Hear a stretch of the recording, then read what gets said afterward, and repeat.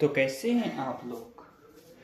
चलिए, तो आज हम करने वाले हैं जो अपने क्लास 12th का है chapter number 1 electric charge and electric field, यानी वैद्युत क्षेत्र और वैद्युत आवेश। ठीक है, तो उसमें सबसे पहले पढ़ेंगे स्थिर वैद्युत की। स्थिर वैद्युत की ये होती क्या है, ये जो अपना स्थिर आवेश होता है, आवेश दो प्रकार के होते हैं। चार्ज नॉर्मल देखेंगे तो भाई पॉजिटिव नेगेटिव भाई वो है, लेकिन वैसे स्थिर आवेश और गतिमान आवेश, तो उसमें से जो अपना स्थिर आवेश है इसमें लिखेंगे, इसमें उठना पे जाना साथ साथ, इसमें जो इसमें स्थिर आवेश एवं उसके प्रभाव का अध्ययन किया जाता है।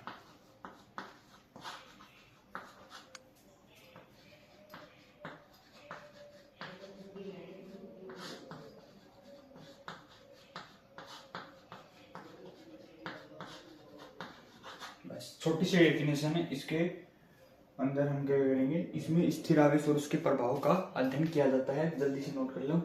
उसके बाद आता है अपना वैद्युत आवेश, और भी टॉपिक आएंगे।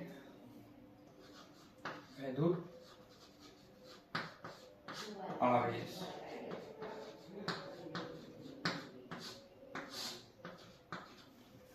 जल्दी से कर लो।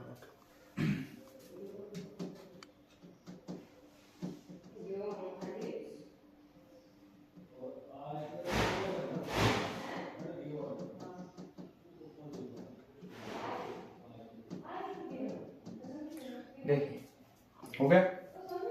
इसमें क्या कह रहा है कि जो अपना वैद्युत आवेश है कि जब दो पदार्थ, कोई भी दो पदार्थों को आपस में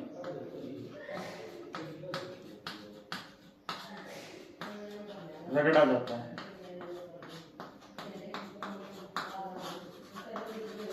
तो वे पदार्थ वस्तुओं को, जो वस्तुएं हैं ना, हल्की हल्की अट्रैक्ट करते हैं, आकर्षित करने लगते हैं।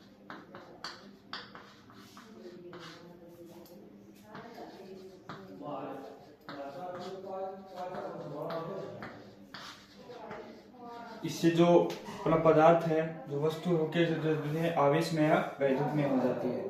जब दो पदार्थों को आपस में रगड़ा जाता है तो वे पदार्थ वस्तुओं को जो अपनी हल्की हल्की अट्रैक्ट करने लगते हैं। इस स्थिति, जो ये स्टेट बनेगी, इस स्थिति में पदार्थ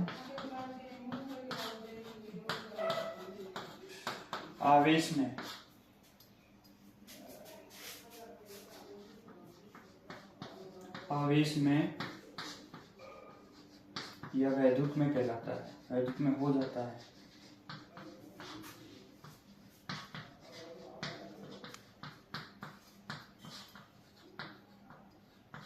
ठीक है, ये जल्दी से नोट करो।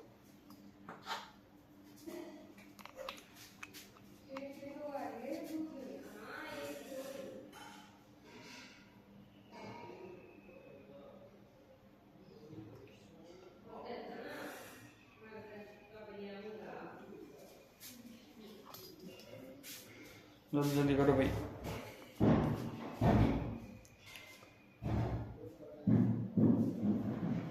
थोड़ा सा ऊपर।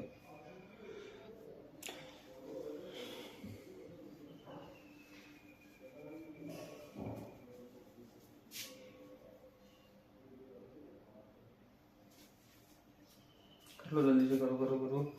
अब तक हमने स्थिर वैद्युत की और वैद्युत आवेश पढ़ लिया। जल्दी से कर लो ये।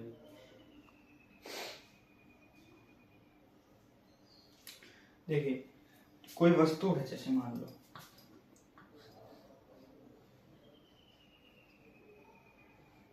ठीक है, इस पर आवेश की अधिकता है, आवेश की कमी वैद्युत आवेश कहलाती है। इस पर मान लो पॉजिटिव, दो आवेश तो आपको पता है, वैसे तो बाद में बता दूंगा, negative positive negative. Positive positive positive, negative negative negative, ऐसे कुछ इस प्रकार है। तो इसमें क्या लिखना है कि किसी वस्तु पर, लेकिन इसके नीचे, इसके जस्ट नीचे नोट डाल लेना, नोट, ठीक है, नोट डाल देगा। नोट डाल के लिखो कि किसी वस्तु पर इलेक्ट्रॉन, कोई भी ले, इलेक्ट्रॉन की अधिकता या कमी वैद्युत आवेश कहलाती है, ठीक है। इलेक्ट्रॉन डाल दिया आपने, चलिए नोट्स हो जाती है। और अगर इसमें आप एग्जाम्पल लिखना चाहो तो एक लिख लो भाई, जो अपनी कांच की छड़ है, वह रेशम रगड़ते हैं, इलेक्ट्रिसिटी उत्पन्न होती है। या फिर अपने बालों के अंदर पेन से ऐसे रगड़ते हैं, कागज उठाते हैं, वो भी इलेक्ट्रॉन उत्पन्न हो जाते हैं। तब ओके हो गया, नोट भी हो गया। उसके बाद आप पहला पॉइंट, दूसरा पॉइंट, तीसरा, तो नोट्स हो गया। अब आप इस नोट्स के अंदर एक पॉइंट लगा लो, ऐसे नोट्स लिखने वो लिखना है, इस वस्तु पर इलेक्ट्रॉन की अधिकता या कमी वैद्युत आवेश कहलाती है। अब देखिए, यदि वस्तु पर इलेक्ट्रॉन की अधिकता है, जब कोई वस्तु है, जैसे ये वाली कोई वस्तु है, इस पर इलेक्ट्रॉन या फिर आप इलेक्ट्रॉन की अधिकता है, इलेक्ट्रॉन है,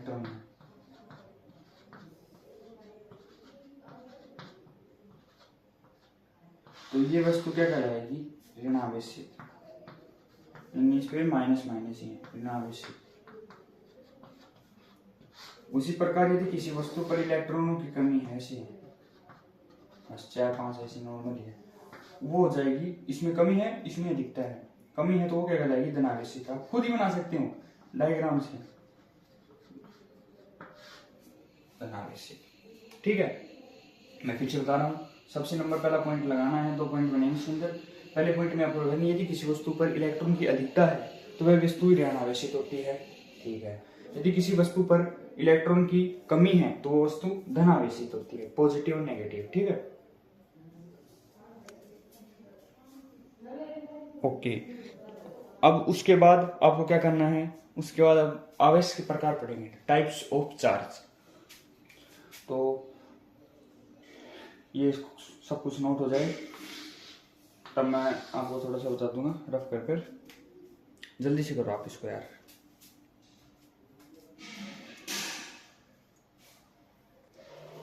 अब देखिए, आप पढ़ते हैं चार्ज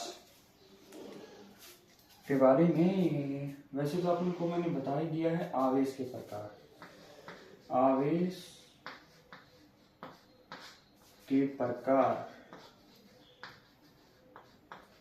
क्लास 9 से पढ़ते आ रहे हैं। वैसे फिर से देख लीजिए, आवेश 2 प्रकार के होते हैं, पॉजिटिव,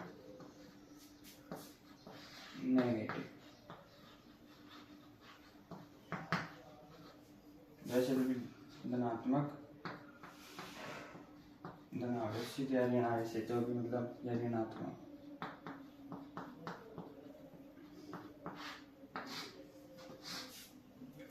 पॉजिटिव का मतलब प्लस चार्ज, नेगेटिव का नेगेटिव, ठीक है। ओके, और ये हम क्या मतलब शो कर रहे हैं कि भाई ये जो जिस पर पॉजिटिव है उस पर इलेक्ट्रॉन की क्या हो जाती है, कमी, और यहाँ पर इलेक्ट्रॉन की क्या हो जाती है, अधिकता। अभी भी हम पढ़कर आए हैं, है ना, ठीक है। और ये कुछ पॉइंट्स हमने पहले ही पढ़ लिए हैं, तो मैंने वैसे बता दिए 2 प्रकार के होते हैं, ठीक है। अब हम इसके बारे में पढ़ने वाले हैं कि जो समान आवेश होते हैं अपने, समान आवेश, जैसे मैं कह रहा हूं कि पॉजिटिव चार्ज अपना, इलेक्ट्रिसिटी के बारे में बता रहा हूं, जैसे कि पॉजिटिव, नेगेटिव, 2 तो होंगे समान में। ये दोनों आवेश वस्तु को क्या करेंगे, जिस किसी वस्तु पे नेगेटिव है। फॉर एग्जाम्पल देखिए बता रहा हूं आपको, जैसे कि ये कोई वस्तु है,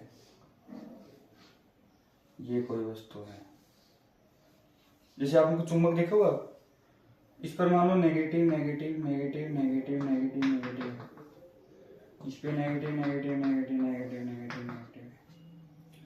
या फिर इस पे positive positive positive negative negative, sorry positive positive.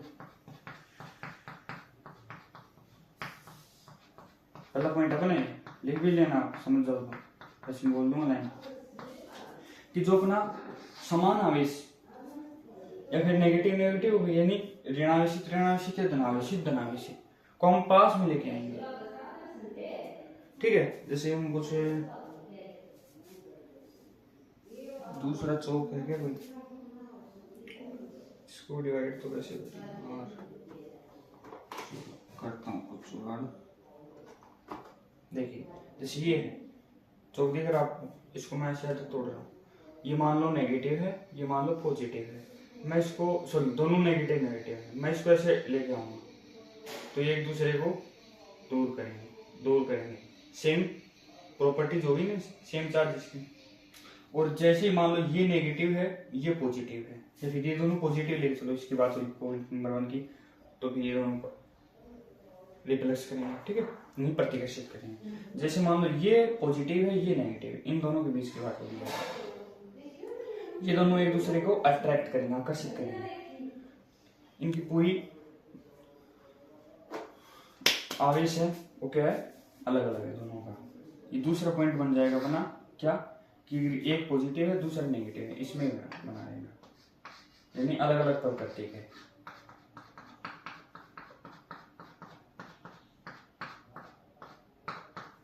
ठीक है, ये हो गए, इतने 2 पॉइंट हो गए। लेकिन पहले पॉइंट लिख लो जल्दी से आप नोट लगाकर कि जो समान आवेश है उसमें ऋणावेशित सॉरी धनावेश धनावेश या ऋणावेश ऋणावेश, ठीक है, वो क्या है कि एक दूसरे को प्रतिकर्षित करते हैं, प्रतिकर्षित करेंगे, दूर करेंगे।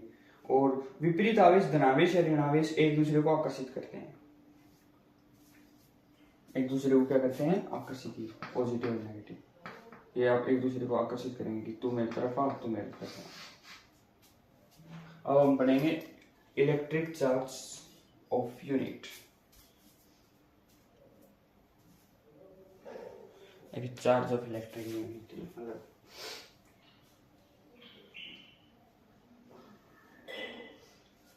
Unit of electric charge. जल्दी से करो, थोड़ा सा लिख लो पॉइंट, फिर इसको ग्राफ करते हैं। बाकी इसमें कुछ था नहीं था ना, जल्दी से करो। चलिए अब वैद्युत आवेश का मात्रक पढ़ लेते हैं।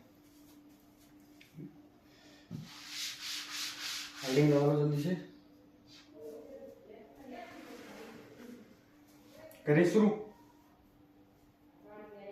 तो इसमें क्या होता है कि जो अपनी एम की स्पत्ति है उसमें आवेश का मात्रक, वैसे मैं आपको बता देता हूँ, आपने फॉर्मूला क्लास 10 के अंदर पढ़ा है, ऊपर कर लेते हैं, आपको मिटाना पड़ता है। आई इक्वल बराबर में क्यू बाई टी।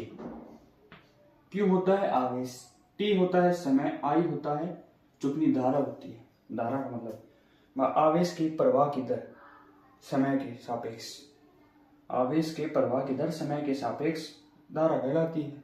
आगे आएंगे जब तो पढ़ेंगे। आवेश का मात्रक होता है कूलम्ब एंड समय का होता है सेकंड। कूलम्ब को तो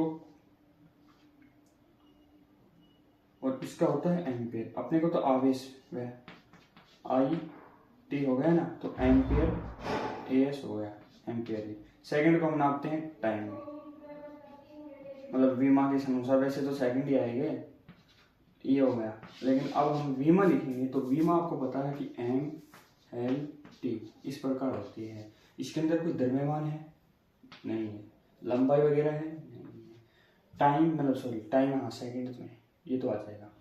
उसके बाद जो अपना एम्पियर है ए का, ये इन दोनों को कर दो कैंसिल, ए और टाइम का ये अपनी इसकी बीमा होगी। क्लियर है? इसी प्रकार उतार लीजिए। ये तो थोड़ा रहने देना, ये भी हटा देना, डायरेक्ट ऐसे कर लेना यहीं से, तो मैंने पर आपको समझाने के लिए गया थोड़ा, मैं उसको रफ ही कर देता हूँ, समझ तो है ना आप?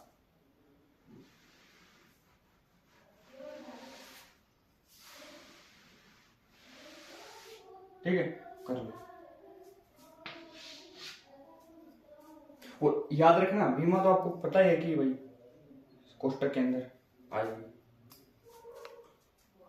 चलिए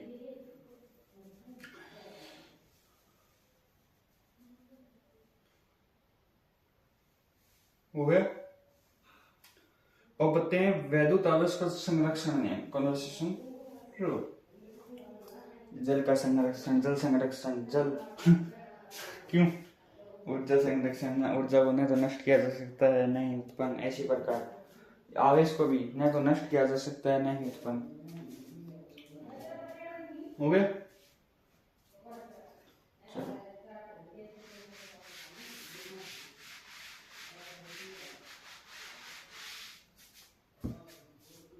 वैद्युत आवेश का संरक्षण नियम, हेडिंग लगा दो आप।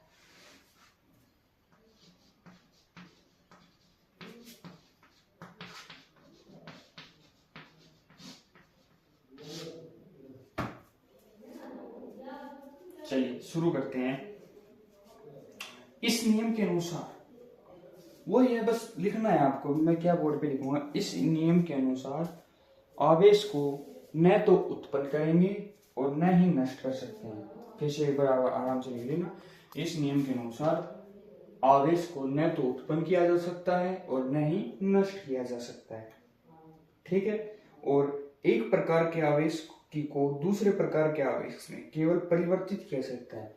यानी इसमें जो आवेश होते हैं उनमें एक दूसरे को आपस में ही परिवर्तित कर सकते हैं, लेकिन न तो उसको उत्पन्न करेंगे न ही नष्ट करेंगे। क्लियर है? ओके, तो ये जल्दी से एक बार फिर से लिख लो, नोट कर लो। हो गया। अब पढ़ते हैं फंडामेंटल चार्ज। फंडामेंटल चार्ज यानी मूल आवेश। मूल आवेश, ये भी हेडिंग लगा के कर लेना। मूल आवेश,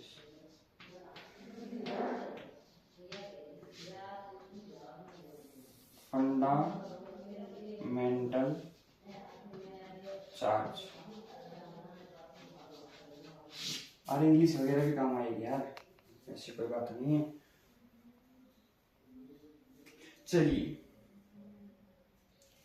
जो अपना कोई आवेशित पार्टिकल है जिसपे चार्ज वगैरह प्लस हो माइनस हो जो भी है, देखिए किसी आवेशित कण के ऊपर जितना न्यूनतम आवेश, जितना न्यूनतम लोएस्ट चार्ज है जो रह सकता है, वो मूल आवेश कहलाता है। वो होगा मूल आवेश कहलाता है। बस कुछ नहीं, छोटी सी डेफिनेशन है। किसी आवेशित कण पर जितना न्यूनतम आवेश रह सकता है वह मूल आवेश कहलाता है, फंडामेंटल चार्ज कहलाता है। लिख लिया? ठीक। उसके बाद हम इसको किससे रिप्रेजेंट करते हैं, हम इसको स्मॉल ई से दर्शाते हैं। देखा है कभी? ठीक है। और इसे प्रदर्शित करते हैं, इसे लिख लेना इस प्रकार। उसके बाद लिखना E equal two plus minus, इसकी वैल्यू है 1.6 इंटू 10 की power minus 19 coulomb. Bracket close कर देना ऐसे ऐसे बनाकर। डब्बा डब्बा लगा देना भैया, डब्बा। याद रखना, सोर्स नोट आपको खुद ही बनाते जाना है। अब एक मिलाया कि फंडामेंटल की वैल्यू कितनी होती है, क्यों होगा इसकी। ओके जी, ये भी ठीक है। अब इतना कुछ हो गया है, अब थोड़ा सा और आगे चलते हैं अपने। अब आता है अपना जो क्वांटीकरण है ना, क्वांटीकरण, आवेश का क्वांटीकरण, वो पढ़ेंगे आप। उसके अंदर क्या है कि जो आवेश को निश्चित अनिश्चित रूप में विभाजित किया गया है, कोई निश्चित उसके टाइप्स नहीं है। चलिए फिर इसको मैं रफ कर देता हूं।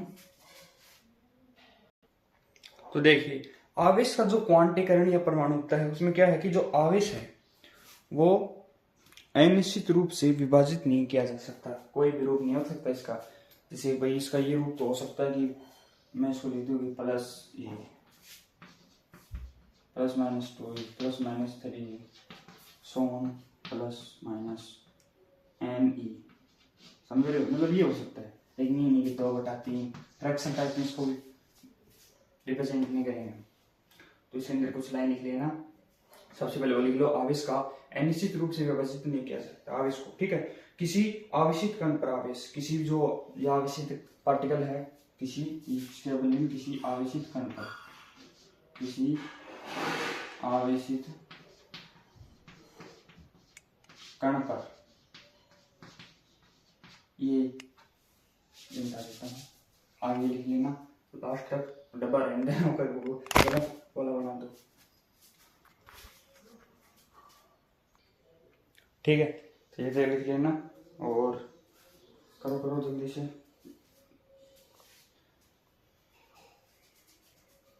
हो सकता है, ठीक है, लेकिन इसकी भिन्न के रूप में कभी नहीं होगा जैसे मैंने, लेकिन इसके बाद हो सकता है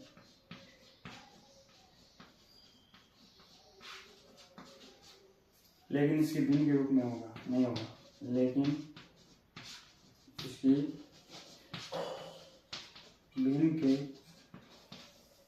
रूप में नहीं हो सकता।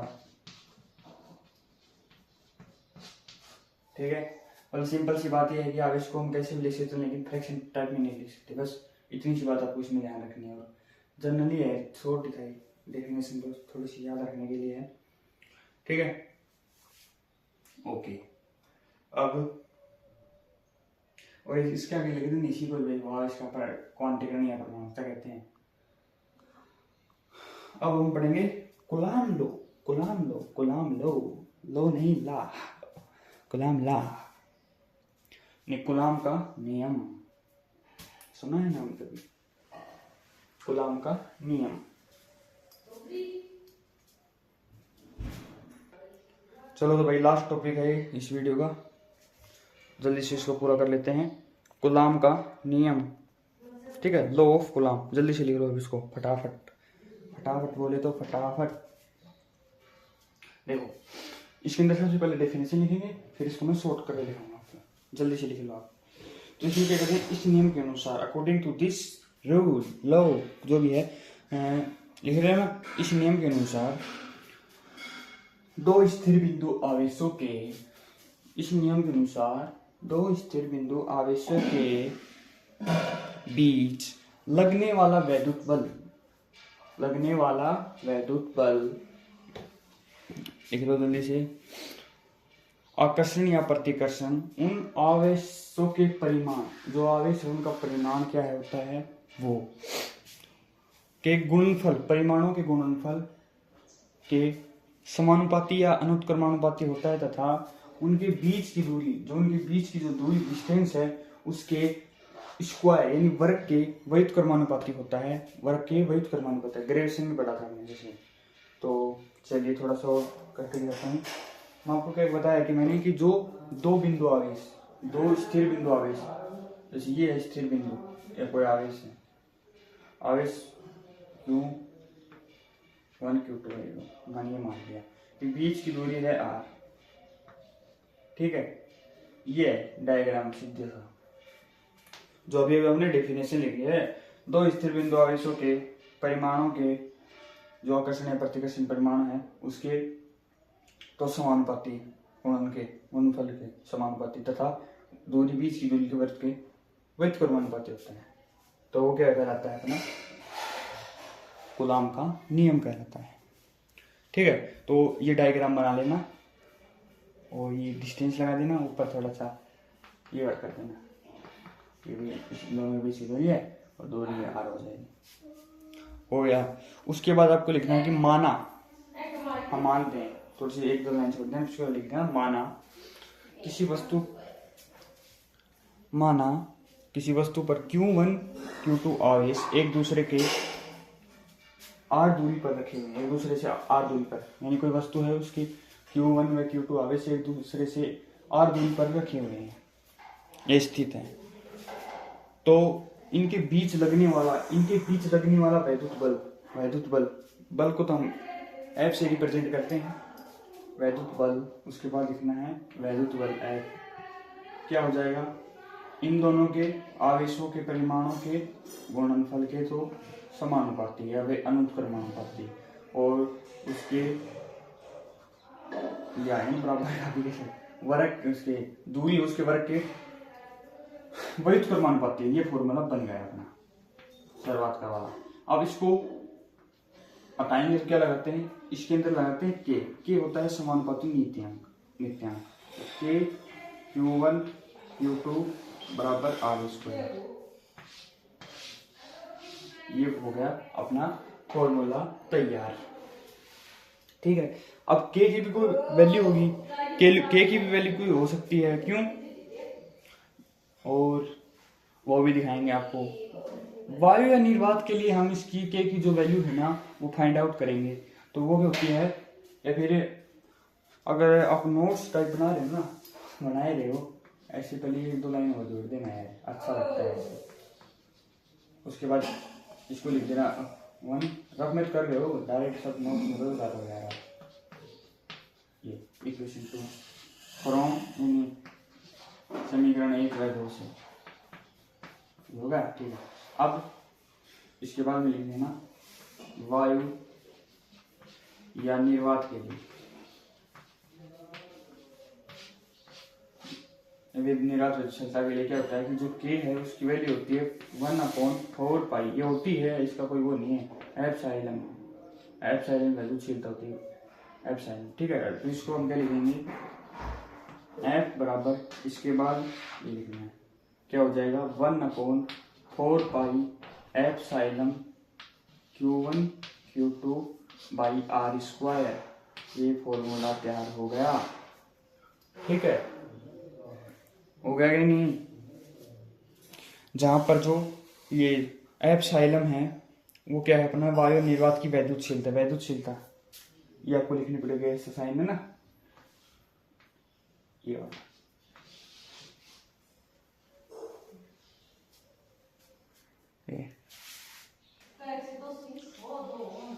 ये हो जाएगी क्वेश्चन नंबर 3। अब उसके बाद आपको क्या करना है, इतना नोट कर लिया आपको, कर लिया कि नहीं, हो गया। अब देखो हमने हर की वैल्यू निकाली, के की वैल्यू क्या होती है, के की वैल्यू 9.0 इंटू 10 की पावर 9। ठीक है, और इसके आगे फिर क्या लिखेंगे Q1 Q2 by R square. Clear है, जल्दी सुधारो ये लाइन में।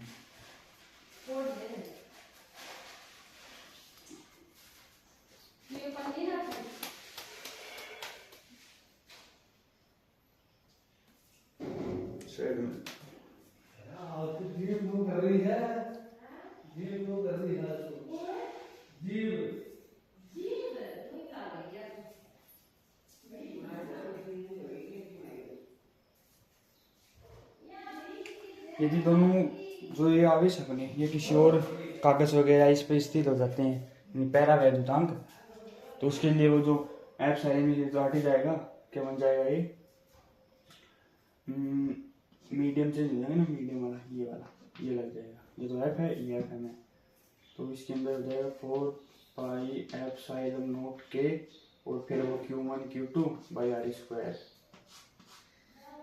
ये क्या हो जाएगा वो भी लिखेंगे। इसको रफ कर देता हूँ मैं एक बार।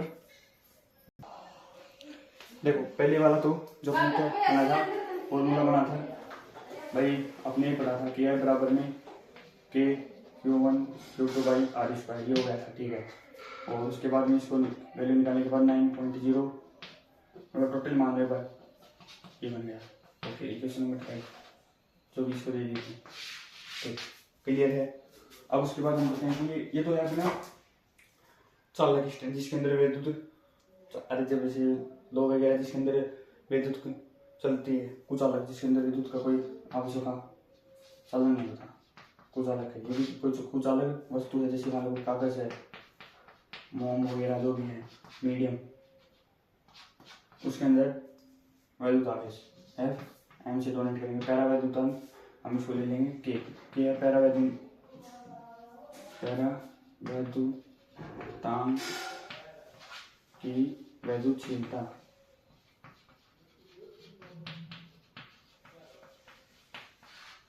ठीक है, उसके लिए इसको एम स्मॉल एम से इक्वल हो जाएगा 1/4 पाई एप्सिलॉन नॉट के और Q1 Q2 by R square. अब ठीक है, ये तैयार हो गया, ये फॉर्मूला अलग बन गया। और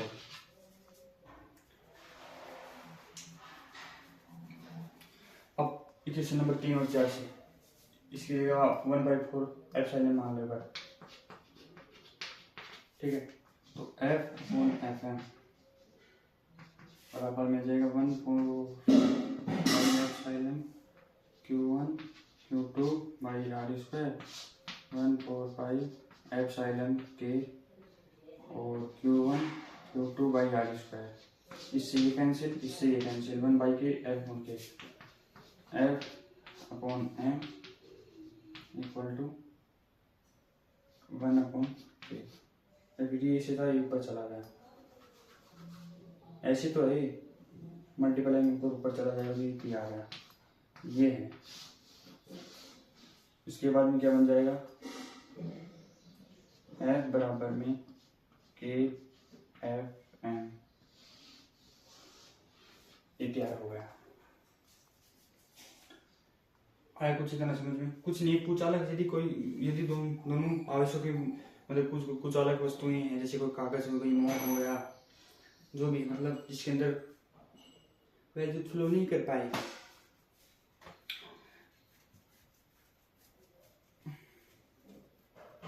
अब एप्सिलॉन नॉट का अंकित मान, एप्सिलॉन नॉट का अंकित मान कहता है 8.85 इंटू 10 की पावर, अच्छी तरीके से लिख लो इसको, 8.85 इंटू 10 की पावर, यार 10 की पावर कितनी होती है उसे, हाँ -12 है, ये हो गया। जल्दी से नोट करो इसको, फटाफट नोट करो इसको, बस कुछ मिनटों में इसको पूरा हो जाएगा आपका।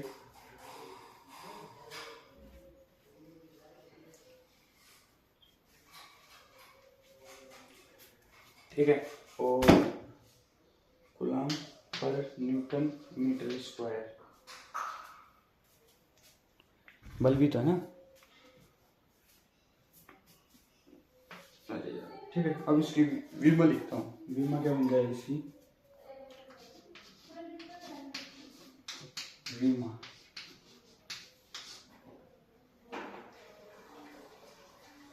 M1 L-3 क्यों 2 पर जाएगा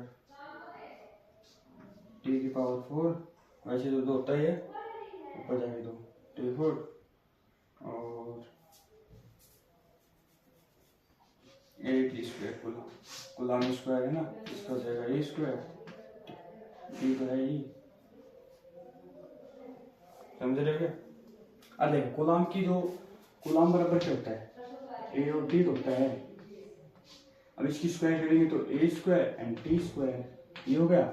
और बल की विमा क्या होती है, M1 L1 T-2, ऊपर जाकर और जाएंगे तो T तो 4 हो गया, L है -3,